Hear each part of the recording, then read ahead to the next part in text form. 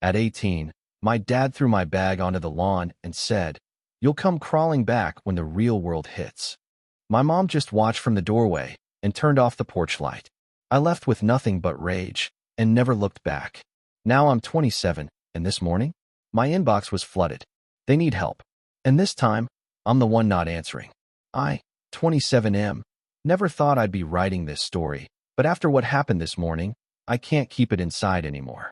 9 years ago, I was standing on my childhood lawn at midnight with a duffel bag at my feet and nowhere to go. The porch light had just clicked off, leaving me in complete darkness. My father had just told me I'd come crawling back when the real world hit me. My mother had watched it all happen from the doorway before disappearing inside. The fight started over something stupid. I'd gotten a tattoo without permission and decided I wanted to pursue art instead of business school. But it escalated fast. My father called my dreams worthless garbage, said I was throwing my life away, and that no son of his would be a starving artist living in his basement. When I stood my ground and said I was an adult who could make his own choices, he grabbed my bag from upstairs and threw it out the front door. He told me if I thought I was so grown up, I could prove it by making it on my own. My mother pleaded with him to reconsider, but when he asked if she was going to choose sides, she went quiet. She looked at me one last time, whispered that she hoped I'd be okay, and closed the door. I spent that first night in my car in a McDonald's parking lot, using their Wi-Fi to search for jobs and cheap rooms to rent. I had $300 to my name and a phone that would get cut off in 2 weeks when the family plan expired. The next few months were brutal. I worked 3 part-time jobs, dishwasher at a diner, stock boy at a grocery store, and weekend shifts at a gas station. I rented a tiny room in a house with 5 other people, sharing 1 bathroom and a kitchen that barely functioned. I ate ramen and peanut butter sandwiches for months. But something interesting happened during those dark times. The rage I felt toward my parents became fuel. Every time I wanted to quit, I'd remember my father's smug face telling me I'd come crawling back. Every time I was exhausted after working 16-hour days, I'd picture my mother turning off that porch light. I started freelancing design work on weekends, using the computers at the library when mine broke. I saved every penny I could. I took online courses in graphic design and marketing. When other people my age were partying, I was building a portfolio. By age 21, I'd saved enough to move to a bigger city. I got hired at a small marketing agency as a junior designer. The pay wasn't great, but it was steady, and I could finally afford my own apartment, a studio, but it was mine. I worked like my life depended on it because, in many ways, it did. I had no safety net, no family to call if things went wrong. Every promotion, every raise, every new client felt like a small victory against the voices in my head telling me I wasn't good enough. At 23, I started my own design consultancy. It was terrifying, but I'd learned to channel fear into determination. I worked 18-hour days, lived off coffee and determination, and slowly built a client base. During all these years, my parents tried reaching out exactly 3 times. The first was 6 months after I left. My mother called from a block number saying they missed me and asking if I needed anything. I hung up. The second was 2 years later when my grandmother died. My father left a voicemail saying I should come to the funeral. That family was family. I didn't go. The third time was 4 years ago when they sent a Christmas card to my old address that somehow found its way to me. I threw it away without opening it. I never reached out to them, never checked their social media, never asked mutual friends about them. They were dead to me, and I was building a life they had no part in. By 25, my consultancy had grown into a small agency with 12 employees. We specialized in helping small businesses build their brands, and word of mouth had gotten us some impressive clients. I was making more money than I'd ever imagined possible, living in a nice apartment, driving a reliable car, and for the first time in my adult life, I felt secure. Last year, I met someone incredible. We moved in together 6 months ago, and I've never been happier. She knows about my family situation and has never pressured me to reconcile. She understands that some bridges, once burned, can't be rebuilt. Which brings me to this morning. I woke up to 17 missed calls, 43 text messages, and dozens of emails. All from my parents, my aunts, my uncles, even cousins I hadn't spoken to in a decade. My phone kept buzzing as more messages poured in. The messages started desperate and got more frantic as the hours passed. My mother was begging me to call her back, saying it was an emergency. My father's messages were shorter but more direct.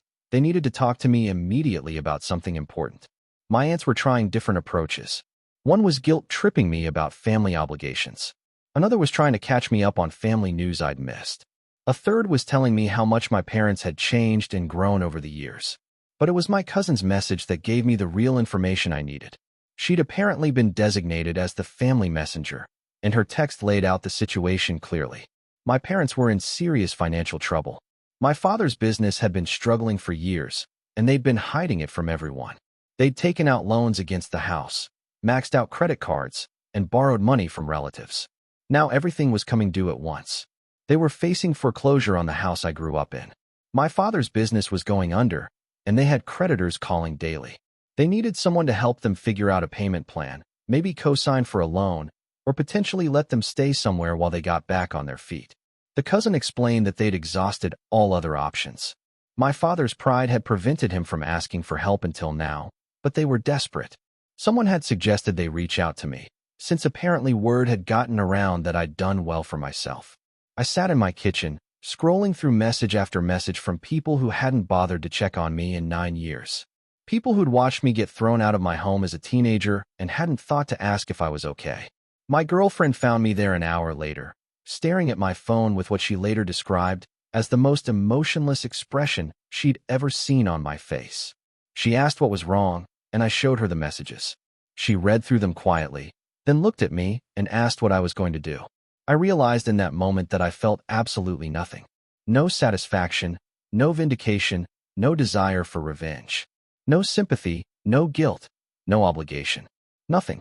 9 years ago, they'd made it clear that I was on my own. They'd taught me that family was conditional, that love came with terms and conditions, and that I couldn't count on anyone but myself. I'd learned that lesson well. I deleted every message without responding. I blocked the phone numbers I didn't recognize and added the ones I did to my blocked list. I set up filters in my email to automatically delete anything from their addresses. Then I went about my day as if nothing had happened. Update 1. It's been 3 days since I made the decision to ignore my family's calls for help, and I wanted to update everyone on what's been happening. The messages haven't stopped. In fact, they've intensified.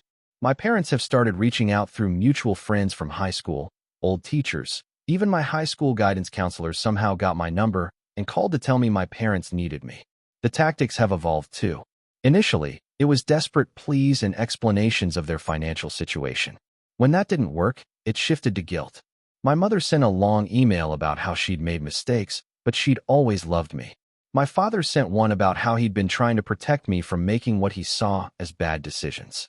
When guilt didn't work, anger kicked in. My father left a voicemail calling me selfish and heartless. He said I was proving him right about my character, that a real man would put family first regardless of past disagreements. Then came the manipulation attempts. My mother sent photos of the house I grew up in, talking about all the memories we'd made there and how devastating it would be to lose it. An aunt sent me a photo of my father looking haggard and exhausted, claiming he'd aged 10 years in the past month from stress. But the most interesting development happened yesterday. A mutual friend from high school reached out, someone I'd actually kept in loose contact with over the years. She told me she'd been getting pressure from my family to reach out to me, but she wanted to give me a heads up about something else. Apparently, my parents had been telling people a very different version of events from 9 years ago. In their version, I'd been rebellious and disrespectful, gotten into drugs and bad influences, and they tried everything to help me before having to resort to tough love. They claimed they'd always left the door open for me to come home, but I'd been too proud and stubborn to apologize. Some relatives actually believed I owed them an apology. My friend asked me directly what had really happened, and I told her the truth. She was shocked.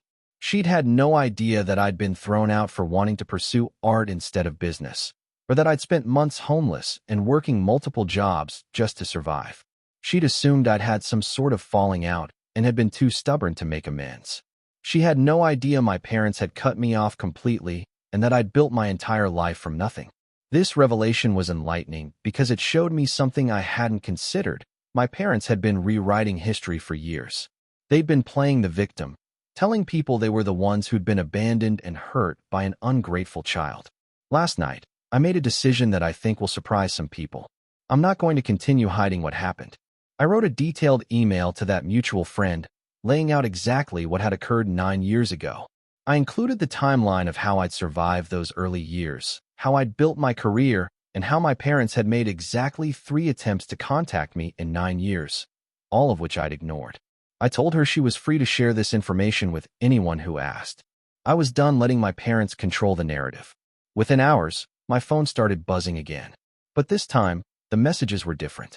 Relatives who had been pressuring me to help were now apologizing. Some were expressing shock at learning the truth. Others were asking why my parents had lied about what happened. My grandmother's sister, who I'd always been close to as a child, sent a particularly long message. She said she'd been wondering for years why I'd never visited or called, and my parents had always said it was because I was too busy with my new life to bother with family. She'd thought I'd become selfish and forgotten where I came from. Learning the truth had made her furious with my parents. She told me she was ashamed that she'd believed their version of events without questioning it. Update 2. It's been a week since I started telling people the truth about what happened, and the family dynamics have completely shifted. My parents are now facing pressure from multiple relatives who are angry about being lied to for years. Several family members have withdrawn their offers to help with the financial crisis because they feel manipulated and deceived. My uncle, my father's brother, called me directly yesterday. He apologized for believing my parents' version of events and said he was disgusted by what they'd done. He also told me something that put everything in perspective. Apparently, my parents' financial troubles didn't start recently. They've been living beyond their means for years, making poor investment decisions and taking on debt to maintain a lifestyle they couldn't afford. The house foreclosure and business failure are just the culmination of years of financial irresponsibility. More importantly, he told me that they'd been using my supposed success as leverage when asking relatives for money. They'd been telling people that their son was doing well financially, but was too selfish to help his own parents, so they needed other family members to step up. They'd been using my accomplishments, achievements they'd had no part in, to manipulate people into giving them money while simultaneously painting me as the villain. This revelation solidified my decision. I wasn't just dealing with parents who had made a mistake 9 years ago. I was dealing with people who had been actively lying about me and exploiting my success for their own benefit while maintaining the fiction that I was the problem. But the story takes an interesting turn here. Yesterday evening, I got a call from a lawyer. My parents had apparently consulted with him about their options, and he was calling to see if there was any possibility of a family reconciliation that might help resolve their financial situation.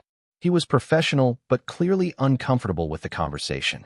He explained that my parents were facing bankruptcy and foreclosure, and that having family financial support might give them more options in negotiations with creditors. I told him directly that I had no intention of providing any financial assistance or getting involved in their situation in any way. I explained briefly that they'd cut me off 9 years ago, and I'd built my life without them. The lawyer paused for a long moment, then said something that surprised me. He told me that my parents had described the situation very differently to him, claiming that we'd had a falling out over my lifestyle choices, but that they'd always been willing to reconcile. I laughed. It was the first time I'd genuinely laughed about any of this. I told him he was welcome to do his own research into the timeline of events, but that my parents had a tendency to revise history to suit their needs. After I hung up, I realized something had shifted in me. For years, I'd carried anger about what had happened. That anger had motivated me, driven me to succeed, pushed me to build something they couldn't take away. But now, sitting in my apartment that I'd paid for with money I'd earned through work they'd tried to discourage, I realized the anger was gone. It had been replaced by something much more powerful, complete indifference. They weren't my enemies anymore. They weren't even worth that much emotional investment. They were just people who had made choices that removed them from my life, and now they were facing the consequences of other choices they'd made. I felt free in a way I hadn't expected. This morning, I got one final message from my mother. It was long and rambling, alternating between apologies, accusations, and desperate pleas. She ended by saying that family was supposed to forgive, that holding grudges was toxic, and that I was destroying my own soul by being so heartless. I read it once, then deleted it without responding. I'm not being heartless. I'm being consistent. They taught me that family was conditional, that love had limits, and that I couldn't count on anyone but myself.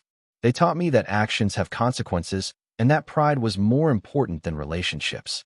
I learned those lessons perfectly. The difference is, I learned to thrive without them. They, apparently, never learned to thrive without the safety net they denied me. Update 3. 2 weeks have passed since my last update, and I wanted to share the final chapter of this situation because the resolution surprised even me. 3 days ago, I got an unexpected visit at my office. My father showed up unannounced, looking haggard and desperate. My assistant tried to turn him away, but I decided to see him. Curiosity, more than anything else.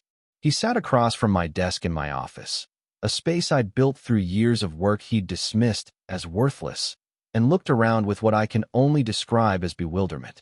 He seemed shocked by the professional environment, the awards on the walls, the view from the 23rd floor. He told me he'd driven 8 hours to see me because the phone calls and messages weren't working. He said he needed to talk to me man to man about the family situation. I listened as he explained their financial crisis in detail. It was worse than I'd initially understood. They weren't just facing foreclosure and bankruptcy. They were facing potential criminal charges related to some of the financial decisions my father had made for his business. He told me he'd made mistakes, that he'd been proud and stubborn, but that he needed help from someone he could trust. Family was family, he said, and surely I could understand that.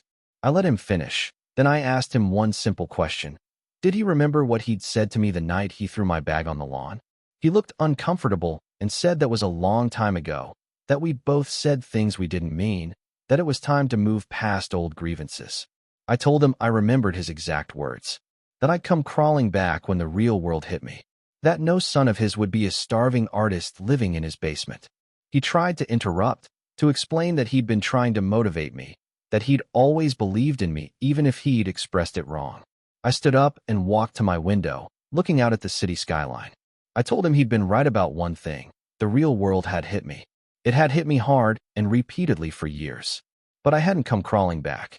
I'd learned to stand up every time it knocked me down. I turned back to face him and said the words I'd been unconsciously preparing for 9 years. I wasn't his son anymore. He'd made that choice when he decided his conditions were more important than his child. I'd accepted that choice and built a life accordingly. He started to argue, to say that family wasn't something you could just throw away, that blood meant something. I interrupted him. I told him that blood meant exactly as much as he'd decided it meant 9 years ago. Nothing more, nothing less. Then I did something that felt surprisingly natural. I reached into my desk drawer and pulled out my checkbook. I wrote out a check for exactly $300, the amount of money I'd had when he'd thrown me out. I handed it to him and told him that this was the only debt I'd ever owed him. He'd given me $300 worth of living expenses for 18 years, and I was paying it back with interest. He stared at the check like he couldn't believe what he was seeing. He started to say something about it being insulting, that this wasn't about money, that I was being cruel. I told him he was right. It wasn't about money. It was about consistency. He'd taught me that relationships were transactional, that love was conditional, and that family was something you could throw away when it became inconvenient. I'd learned those lessons, and I was applying them consistently. He left without another word, taking the check with him. I haven't heard from any of them since. Yesterday, my girlfriend asked me if I felt guilty or if I thought I'd been too harsh. I thought about it seriously before answering. I told her that I felt something I hadn't expected, peace. For 9 years, I'd carried the weight of their rejection. I'd used it as fuel, as motivation, as proof that I could survive anything. But it had still been a weight. Now, for the first time since I was 18, I felt completely free. Not just independent, but genuinely unburdened by their opinions, their expectations, or their needs. They'd taught me that family was something you could lose through choices and actions. They'd taught me that love came with conditions and terms. They'd taught me that some bridges, once burned, couldn't be rebuilt. I'd learned those lessons perfectly, and I'd built a life that proved them wrong about my capabilities while proving them right about the nature of relationships. The 18-year-old who'd stood on that lawn with nowhere to go would be proud of who I became. Not because of the money or the success, but because I'd learned to value myself enough to walk away from people who didn't. Sometimes the best revenge isn't getting back at someone. Sometimes it's building such a good life without them that their absence becomes irrelevant. I'm done looking back. The porch light went out 9 years ago, and I'd learned to see clearly in the dark.